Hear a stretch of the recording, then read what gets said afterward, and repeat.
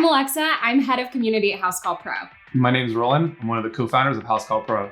We host the Pro Talks webcast series. You can think of it as a TED Talk for people of the trades and blue-collar workers. So when the pandemic hit, there was a lot of information coming from the federal government, from the local governments, and we wanted to make sure that we could take that information, deconstruct it, make it simple and actionable for our home service professionals to be able to make sure that the money coming from the government would hit their banks so that they could stay open and ultimately growing. So what started off as a response has really turned into this amazing public service, and we've had the opportunity to have on so many incredible guests to our show.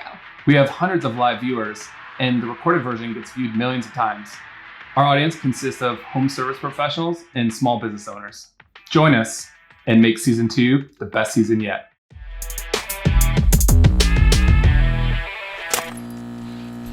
Welcome to another episode of Pro Talks. I'm Alexa. And I'm Roland.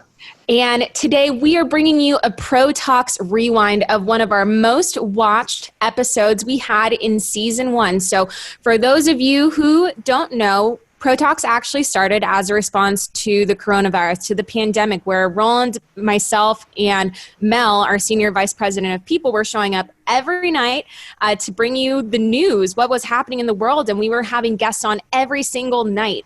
And one of those guests actually happened to be Mark Cuban. Mark Cuban, the Cubes, as he likes to be referred to. Actually, I don't know that, but it was such a great episode. We were so excited. I know that we had a lot of pros tune in. It was probably one of our most lively Zoom rooms that I've ever seen. And he shared so many good tidbits and so many good pieces of advice. And he was so inspirational. So this is definitely an episode that we wanted to choose for this rewind to make sure that you guys didn't miss out on this one. So we don't want to spoil anything, so let's just dive right in. What's up, guys? Hey. How you doing, Mark? Just jumped out of the shower, so if I look wet, you're right. Well, we can continue on with the evening update on Mel's side after Mr. Cuban. So I'm super excited to welcome Mark Cuban, investor, owner of the Dallas Mavericks, and one of the main sharks on ABC Shark Tank, to our show. He's here to talk about success, leadership, and saving the small business economy. So Brooks, Roland, Mark, over to you. Well, thank you, Alexa. We appreciate that. So, Mark, welcome to the show tonight. Really appreciate you joining us. I'm going to give you a quick outline of the agenda, make sure that you're good with what we have in line. 3 real focus areas. The first one is we talk a lot about leadership with our pros. Our pros are our customers. And right now, they're under an incredible amount of pressure. They feel like they're really carrying the weight of the world on their shoulders. So I'd love to ask you a couple of questions about how you have been successful as a leader in good times and bad. Tell me about your pros. What do they do? What's their pitch? Yeah, so our pros are typically 1 to 10 person companies. They're in the trades. Think HVAC, plumbing, electrical, home cleaning, carpet cleaning. That's our audience. We're typically about 2 million companies out there in America, usually about 3% of our GDP. So they're a big part of the backbone of this country. Almost all SMB, depending on what kind of definition you use, but 1 to 10's in our wheelhouse. We see more of our customers going up to 20 and 30 person companies. And is your customer base usually homes, or is it more commercial? A little bit of both. So a lot of residential, doing jobs at home, but over time we've seen more commercial customers come in, and usually they're doing some kind of blended work. Got it. Okay, I'm good. I'm ready to go. Good. The second topic is, obviously the topic du jour right now is COVID-19 and the economy. So we'll ask you some point of view on that one. And the third one is we'd like to take a few questions from the audience. Sound good? Sure. And when you guys go in and work on commercial in particular, you guys can do anything, right? What's the number one seller? What's the number one service you offer? So we're a software company, and we're selling an operating system essentially to our customers who we call the pros. And these pros, the biggest group or cohort we have is an HVAC and plumbing, and they're typically subscribing to our platform to do everything from scheduling, dispatching, estimates, invoice, and getting paid. Just think the backbone of running their business while they're out there turning the wrench. And do they do any type of sanitation stuff? Are your clients, right? Yeah. Do they do sanitation? And so when all these companies are going to have to come back, they're going to be your customers that are running your software are going to need implementation plans so that they can help their customers, small businesses, get open. So yeah, think about that. Our customer is a small business, right? There are these guys in the trades, right? And they're the ones who they use our operating systems to book their jobs through, but they're out there talking to their customers, right? And you're selling it to the plumbers. You're selling the software to the plumbers and everything, right? The HVAC people, right? Their customer, the HVAC people's customers are small businesses, a lot of them independents, and they're going to turn to those people in order to help them get open and stay sanitized. That's right. Right? That's right. That's right. Big, they're doing a little bit of that work in places where they can right now. But, the emergency services, we've been really blessed to be under that umbrella of emergency services for most of our trades. So, HVAC, plumbing, look, air is breaking, plumbing's still getting backed up with everybody in their houses together. So some of these trucks are out there rolling every day, just not the same volumes we've seen historically. Some of the other services like home cleaning, carpet cleaning have definitely been pushed down during this time because they're not always emergency service, or people are a little more hesitant to have that service come to their home, right? And so if I said something to the effect of, look, if I have a small retail business, I sell clothes, or I'm a gift shop, right? In order for customers to feel confident walking in my gift shop, they're going to need to know it's clean. They're going to need to know the air is circulating, right? And so are you guys doing anything with your software to enable your customers to go to their customers and have a checklist or things they need to do to let them know their customers can be their end retail customer walking into their customer store can be confident? We talk a lot about with our pros, guidance on what is your positioning right now? How will you change your message? And one of the first things they invariably talk about today versus 2 months ago is, what are my safety protocols? What are my protocols if I'm going to come in your home? What are my protocols if I'm going to your place of business? And then how can you, as the restaurateur or as the homeowner, feel comfortable in that environment and be able to pass it through to your customer if you have one on the commercial side? Okay, that's the money shot to me, right? Because that's the uncertainty, and that's the piece that's missing. Okay, got it. Yeah. Yep. Yeah, that messaging has always been the first step. So we talk a lot about, look, at first everyone was just sort of shocked and awed by this. Of course. A lot of our pros were investing in just the emotion of fear, but quickly we've been passing a lot of good information to them in simple form. They could take it and be actionable. And messaging was the first thing we talked about. And then it is, hey, let's break it down. What's the next thing you can do to start taking action and moving yourself towards a place of not just succeeding, but ultimately thriving even in this extraordinary time? Got it. Okay, 1 second, I can close this door. I'm good to go. My kids have been yelling all day about who gets the Xbox, so if you hear it screaming. I can appreciate that. I've got 3 of my kids all here in the house with us, and it's like a circus every day. So I'm sure all of our customers are feeling the same way. All right, so a couple of quick questions on leadership, because I think that's important to our people. These are, our pros are the CEOs that are a company. I don't care if it's a 2-person shop or a 10 or 20-person shop. They're carrying a lot of weight themselves, and you have been incredibly successful. It's interesting. My first question is, we have a friend in common, Dave Samuel from Brondell. I think you were an investor of his back in 2005. I was just using his product. That's awesome. Yeah, he's the number 1 and the number 2 business is an ill quip, right? So he makes bidets. Well, I remember back about 10 years ago, I had a pitch, and he said, hey, why don't you go to Mark Cuban and pitch it to him? Like, really, how am I going to get that guy's attention? I sent you an email, and sure as shoot, you gave me a response inside an hour. I couldn't believe that. And then last week, I reach out to you again and say, hey, look, we've got this great public service. Would you be willing to come and join? And 20 minutes later, I got a response from you. And I was just blown away by that. I mean, and so my question is, look, you're a pretty famous guy, as it turns out. That's a remarkable level of accessibility and organization. What do you think that says about you, Mark? Nothing. It means it's you. It's not me. It's just like, you think I'm going to let your emails wait? Of course not. That's very kind of you. It's just the way I work. I'm not a phone calls guy. I'm not a meetings guy. Not that anybody is anymore. I just get more done that way. And so I start, and I just try to keep up and keep that inbox, the unread, down under 30 unread emails. Wow. And the sooner I can get through them and the sooner I can respond, the quicker I'm done with them. And, when something catches my attention, like this obviously did, and I thought it was valuable and I could learn from it as well, then you're going to get a response. What did I respond the first time, though?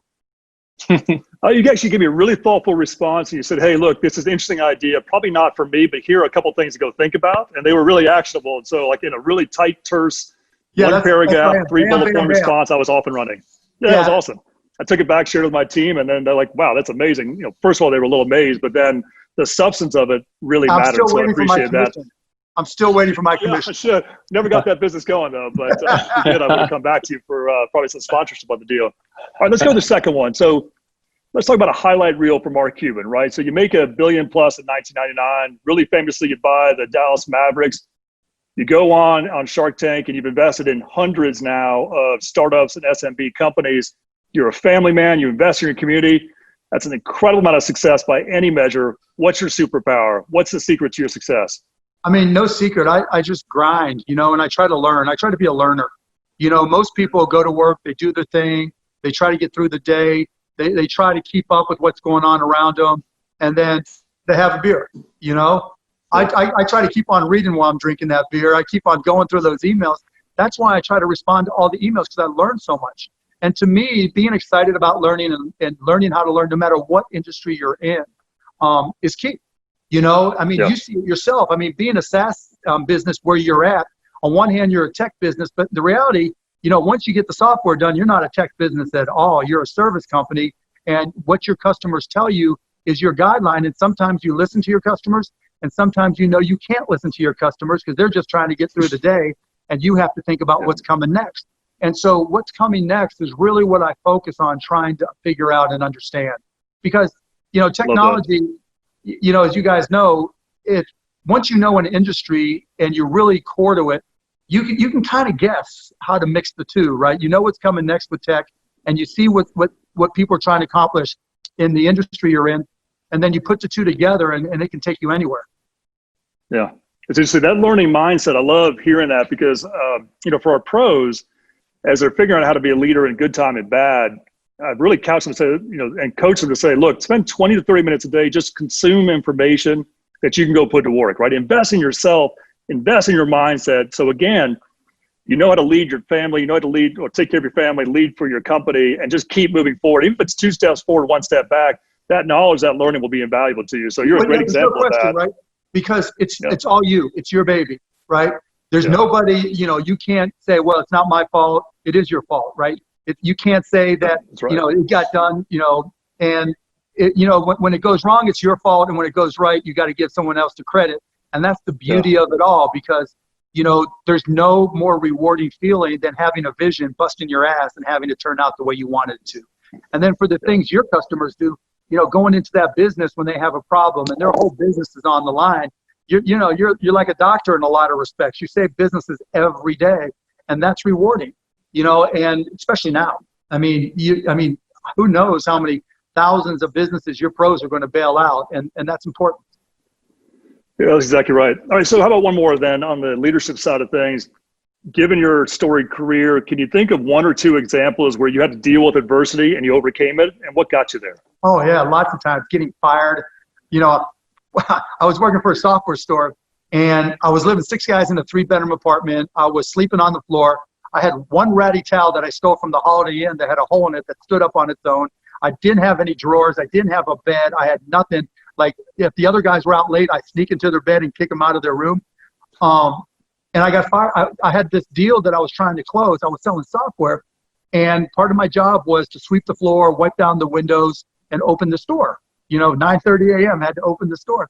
Call my boss, and I'm like, look, I've got this deal, $15,000 sale. I get a $1,500 commission. You're going to make thousands of dollars. Can I get someone else to cover for me to open the store? No.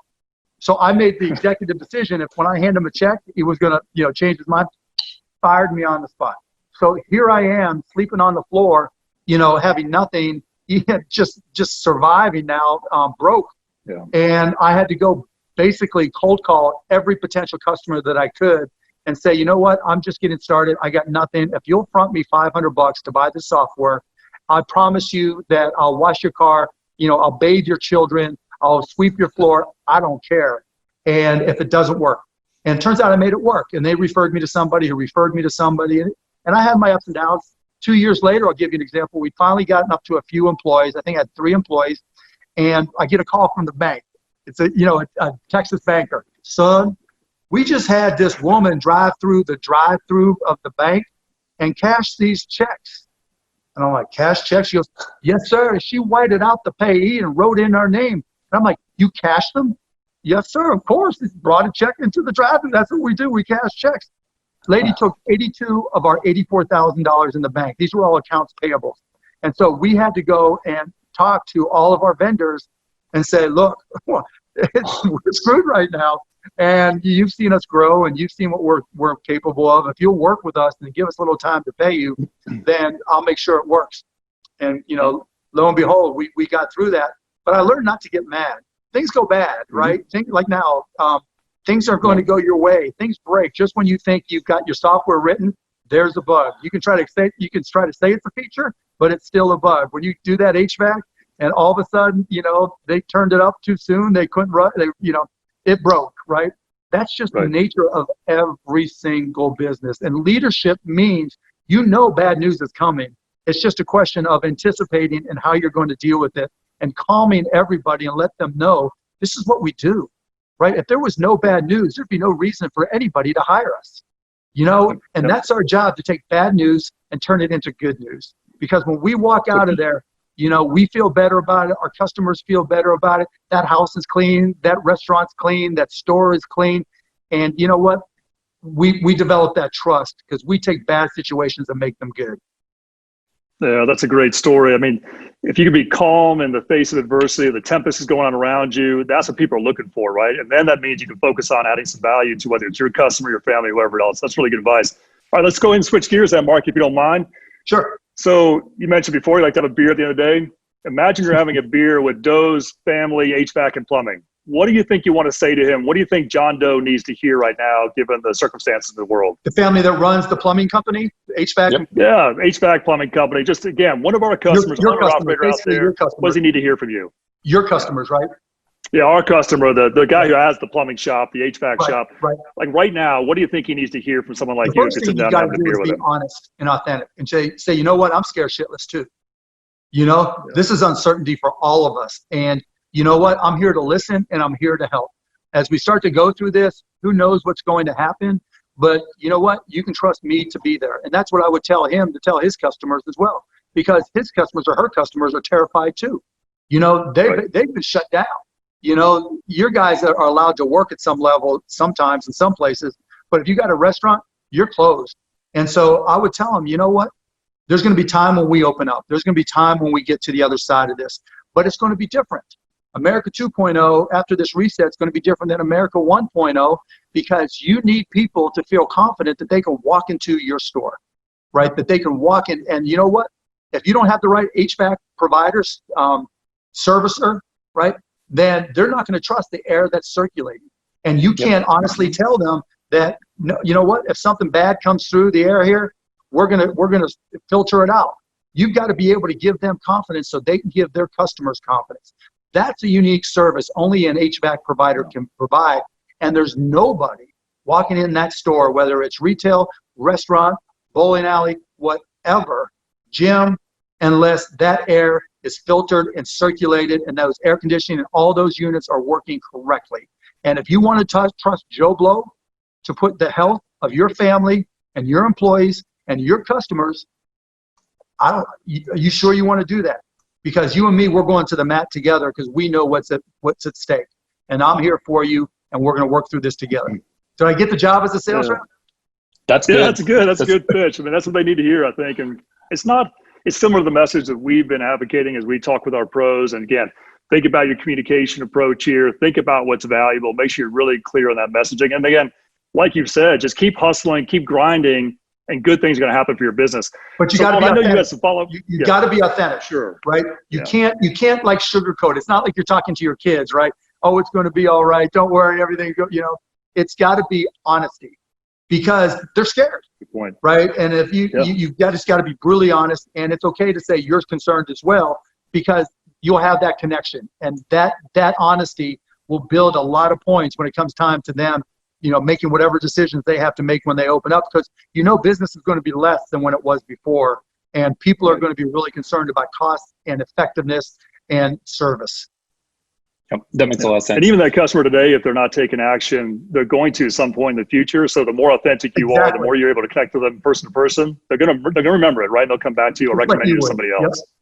Yeah, perfect. All right, Roland, I know you have some questions for Mark. Oh, yes. No, definitely. So I want to thank you again for coming on the show. I know a lot of the people that are watching are huge Shark Tank fans. I've watched almost all the episodes in the last 11 seasons. I know on the show, you talk a lot about, technology. And as you're talking to, these young entrepreneurs, these young businesses, you're always trying to figure out ways how to teach them how technology levels that playing field, whether it's, setting up e-commerce so they can set up, their direct to consumer side, or, measuring and analytics so they can really understand their numbers. Tell maybe the viewers here, what value do you see technology bringing to the home service industry, particularly for these professionals and the businesses during these times? And do you think that changes during the pandemic and afterwards, or do you think it's going to stick? A little bit of both. And first, we're on Friday nights on ABC, 8 p.m. Eastern and 7 p.m. Central. Still brand new episodes, so that's my sales pitch, because I'm always selling. And yeah, obviously technology is going to be critically important on all sides. First of all, there's going to need to be protocols on what is required for each different type of business that your pros are servicing, right? Yep. How they deal with the restaurant is going to be different than how they deal with the retail store, and how they track things, right? How they manage all the components of their business, right? So that everything gets dealt with. Because what's going to be different is all your pros customers are going to have all kinds of uncertainties, right? We talked about some of them. Is the air quality good? My plumbing good? Look, your bathrooms are going to be a whole lot more important than they used to be. Sanitation, yeah. Sanitation, right? What about touch points? Yep. Where do I touch, right? Maybe we are looking at using Alexa, or Google Home or Cortana or some voice activated things. And you guys can be their guides to helping to introduce that. But most importantly, from your perspective, from the pros perspective, you've got to be able to have guidelines and easy to use systems to make sure that when you're in the heat of the moment and you're working with all your customers, you have all your bases covered. And, when things open back up, it's going to be a rush, right? So it's not going to be like a normal course of business where you got, 1 or 2 or 3, whatever your normal number of calls is. It's going to be 10x that on one day. Right. And if you don't have the right system in place to be able to manage that and to be able to do follow-ups and call in and return calls and, whatever, all the nuanced things that you need, trying to do that manually would be ridiculous. Right. Yeah. And trying to scale and keep up with smaller systems or homegrown systems is going to be ridiculous. But you guys have so much depth, you're going to need those systems in place. And I think what you'll have to add is the protocols that each new business is going to need, so that, a restaurant may have to deal with things a lot differently than a retail store. So it could be something, at a restaurant, how do you dispose of people's masks that they leave there? People leave masks. So do you need to do hazmat, right? And do you need to have different types of garbage? Do you need to have different types of disposal systems? What about utensils and cleaning them? Yeah, the pens they use to sign the check. What happens with that? All the things. How you pay for it. Do you still take cash? Maybe that's not specific to you guys, but there'll be so many. There'll be a long list of new things that you'll do that you didn't think of before. And having the right software and the right provider there is what's going to make it so that you can move more quickly. Because the last thing you need is to leave things off. So if you're HVAC and you didn't consider filtering, or your disposal, or you help with their disposal and sanitation, and you didn't think about, okay, that's a mask, and somebody just sneezed on that, and that's on a restaurant table, right? One of my customers' tables. What am I supposed to do? How am I supposed to dispose of gloves, et cetera, et cetera, et cetera? How do people eat with masks? There's so many things we need to consider, and software is going to help you track it all. No, that's great advice. I feel like in this, you reference America 2.0, and as we take a look at what's happening, obviously there's going to be a big change. You've talked a lot about employee ownership, and is this a time when these small businesses should start thinking about the employees that they currently have that are maybe on hourly? How do they transform their business as something that maybe becomes more equitable, or they have some sort of ownership or maybe profit sharing? And is this something that small businesses should start thinking about in times like these to help close that gap? Or is this just a big company kind of a thing, or a VC-backed startup kind of a thing? I told you the story about the company where the girl stole all the money, and I started, every single one of my employees got equity in that company. And when we sold it for $6 million gross, I got 2. My partner I brought on got 2, and actually it was $5 million. And all the employees got a little bit more than 1. And so they all were thrilled to death, but they all worked their asses off too, right? Yep. And so going forward, I mean, it's a weird time right now. You know, with unemployment insurance, if people are looking at quitting because they'll get paid more for a while. And so you've got to look at all the different issues. And I'm a big believer. Every single company I've ever had, I've given stock to the employees because I want them to see the vision. I want them to buy into the vision and want them to know when they bust their ass, we're side by side. I'll never ask an employee to do a job that I won't do myself. And knowing that they have equity or profit sharing of some sort gives me confidence that they're all in with me, and gives them confidence that when they put in that extra time, when they go the extra mile, if I make money, they make money. And I think that's really important. Yeah. And part 2 to that is when you're getting paid by the hour, you can never catch up, ever, right? Maybe you buy a house, maybe you get paid up, you're able to buy a house and you have that can appreciate and that goes well. But unless you have something that can appreciate and value, you're always playing catch up. And, you want your employees, particularly since, your pros deal with such a skill-based environment, right? When you've got somebody who's good, you need good people, right? You want to keep them. You don't want them to go anywhere else. Yeah. That's exactly right. You even want them to think about it. When they own shares of stock in your company, no matter how you structure it, they have to think twice if someone else is trying to compete with you and trying to pay them more. And if you're underpaying, look, there's 2 types of employees: those who cause stress and those who reduce stress. And when you have employees, and there's part 2 to that is you hire slow and fire fast, right? Yep. When people just can't do the job, thank you, sorry, but we've got to move on. But when you find the right people that reduce your stress, those are the people you just got to keep, right? Because they're just as important to the company as you are. And that's the thing you learn as a leader, and that's the thing you learn, when you go from hiring that first employee, you probably already knew them. Those first couple employees, you probably already knew maybe their family. You start getting to 10 and you're hiring people. You start getting to 40 and 50, and maybe there's somebody you don't really know and you're having to trust. When you're starting to trust those people that you don't know yet, you're not there side by side all the time, you better believe that you want people that reduce your stress. And if you're not paying them enough, they're always looking. People rarely take jobs as a career anymore. It's not like it was 20 years ago. Okay, I'm going to stay here and get that gold watch and retire. It's like, all right, somebody comes along and offers me more, I'm gone. Or maybe I'll start my own thing and I'll take your customers with me, right? Because I think you're doing this wrong or that wrong. That's why you want to keep your stress reducers, and giving them equity and letting them share on the upside always is important. Yeah. So kind of last question here before I've gotten asked for you, but this question is centered around, what do you think is different about America and the trades compared to the rest of the world? And what good do you think is going to come out of this pandemic, as we start looking out kind of the other side of this? Yeah. I mean, the one thing that is incredible about this country, we're the one country in the world that's built on entrepreneurship. We thrive on innovation. We thrive on effort. We thrive on just going out there and starting businesses left and right. No one ever thinks it's just a job. They're always in the back of their head. That's why Shark Tank's so successful. That's why I do the show, right? Because it sends the message that the American dream is alive and well. Somebody, out of a small garage, in a house they're about to lose in Iowa, starts a little screen mending company. A girl, who's young, realizes she's got eczema and started a sugar scrub company and builds it to millions of dollars.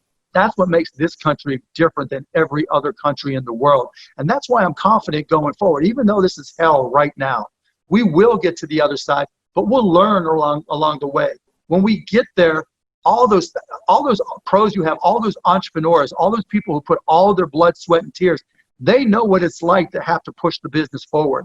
They're going to innovate. They're going to come up with new ideas. They're going to tell you things you're like, oh, why didn't I think of that, right? They do it all the time on our Facebook groups, all the time. That's the way it's supposed to be, right? Yep. And that's what makes this country great. And that's why I'm confident, because we're going to look back in 10 years, whatever it is, and there's going to be 5, 10, 20, 50 world-class, world-changing companies that were created right here in the USA. I mean, I can't say strongly enough how big a believer I am in American exceptionalism.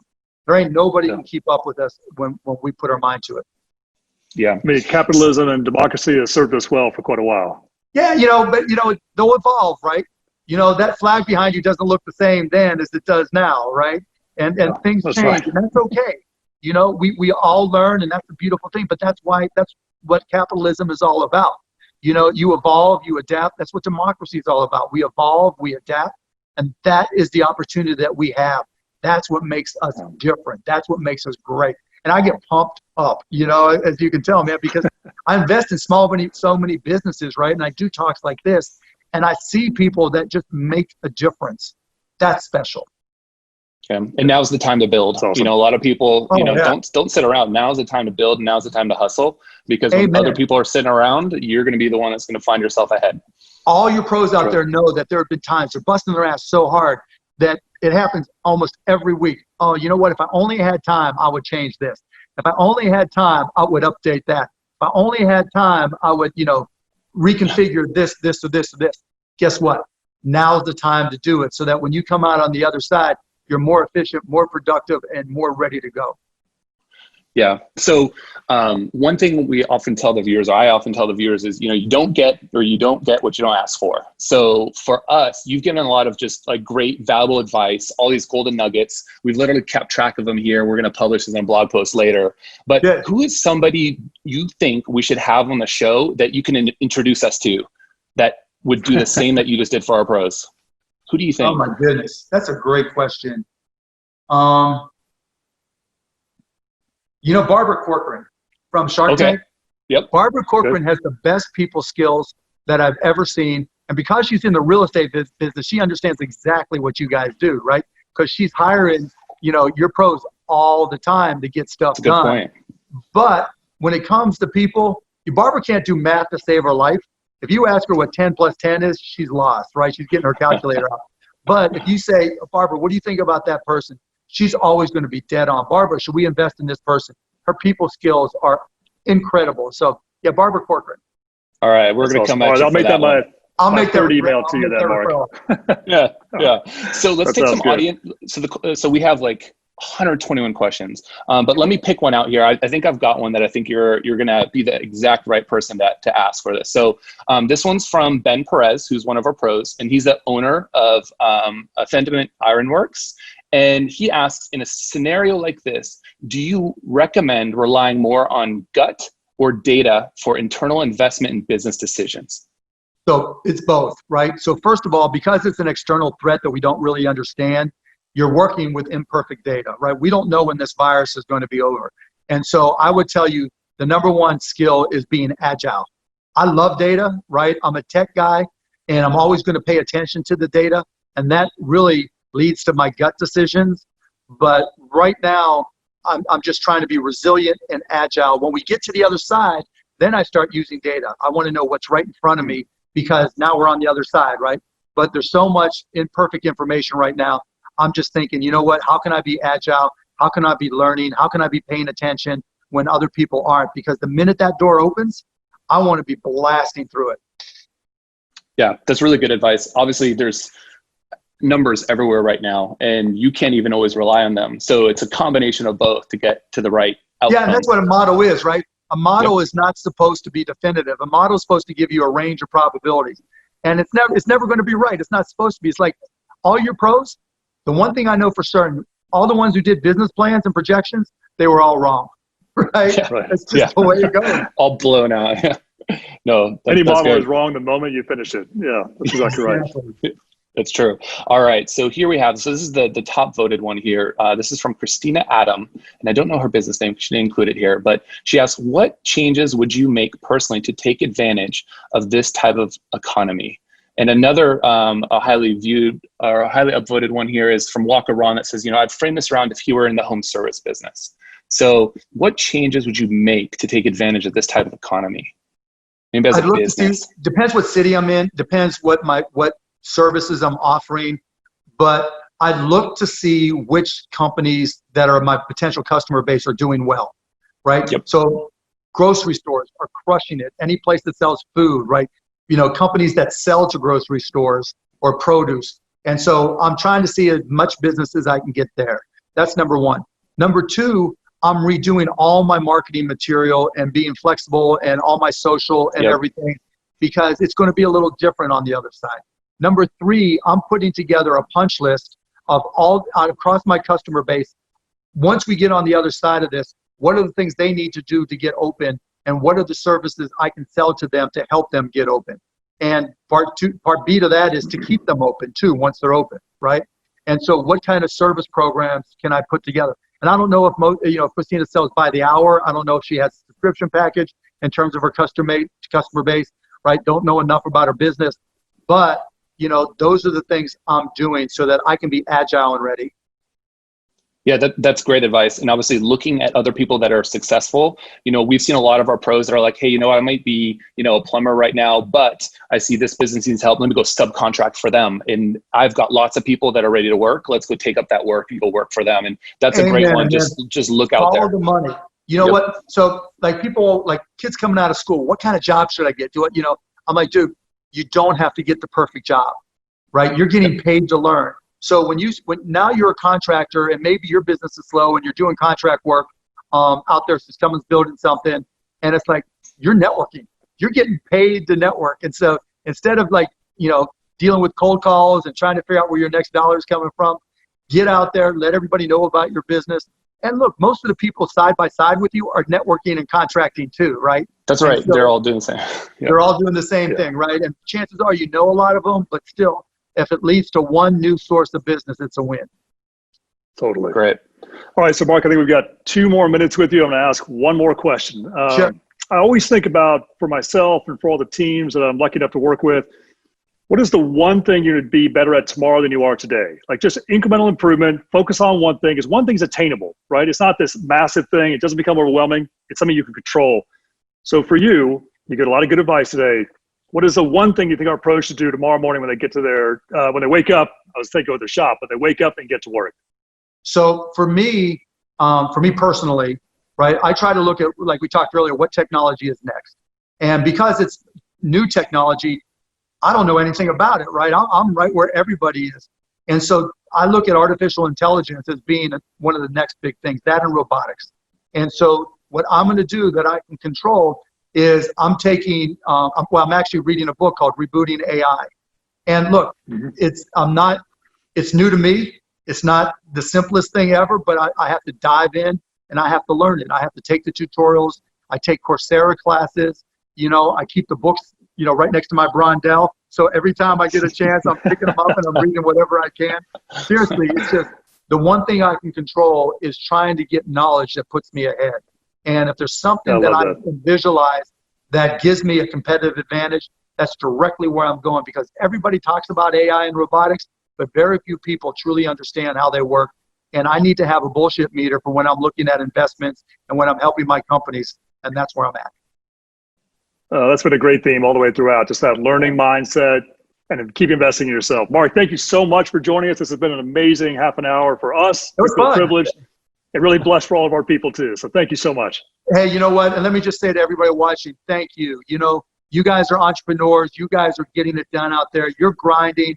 And right now, when it's tough, you're not quitting, right? And so when we get to that other side, you're the people I'm going to count on. And so thank you to all of you, because that's what matters. Well, thank you so much. Take care and be healthy. Thank you, Mark. Thank you, Mark. Thanks for tuning in to this week's episode. Look forward to seeing you next week. For more information, go to housecallpro.com/pro talks.